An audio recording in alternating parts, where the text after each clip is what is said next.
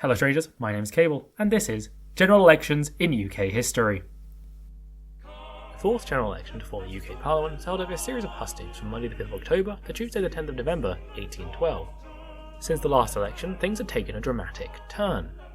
Initially, Portland's government seemed set to continue the fight in the Napoleonic Wars with a stable coalition of Tories that continued to support the Orders in Council, which were a series of economic policies designed to challenge Napoleon's continental system.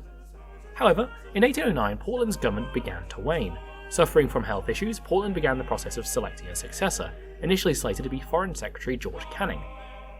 However, internal cabinet politics told the chances of Canning to replace Portland, as he, alongside his rival, the War Secretary, Lord Castlereagh, were forced into the political wilderness following a duel between the two men.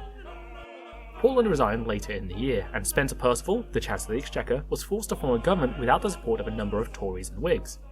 This meant that Perceval's cabinet was stretched thin and heavily reliant on the House of Lords, with only one Commons member being within his cabinet. In spite of lacking support from the Commons, Perceval managed to stay on as Prime Minister until 1812, due in large part to the support of the new Prince Regent George IV. The support of the Regent did not abate public fears. Economic consequences of the Orders in Council saw increased unemployment, exacerbated by increased automation as the Industrial Revolution began to become more widespread. This caused discontent, which was expressed most permanently in the form of the Luddites, a mostly northern phenomenon of weavers and textile workers who were opposed to increasing automation within their factories. In 1812, there was no expectation of an election. The wars were still ongoing, and the status quo of Perceval's government was, whilst not ideal, preferable to having an election amidst public discontent. However, when the first and, to this day, only successful assassination of a Prime Minister led to the death of Perceval in May of 1812, an election was forced. Following Perceval's death, the premiership fell to Perceval's Secretary of War, the Earl of Liverpool. Investigations quickly confirmed that the assassin was acting alone, and was not part of any wider plot.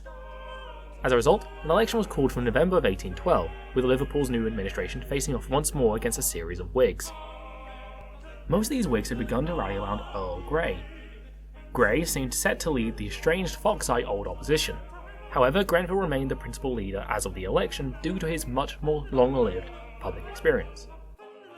And let's get to the results. Liverpool's new Tory administration came in first. They earned a plurality of 399 supporters elected out of a total 658, an increase of 183 seats.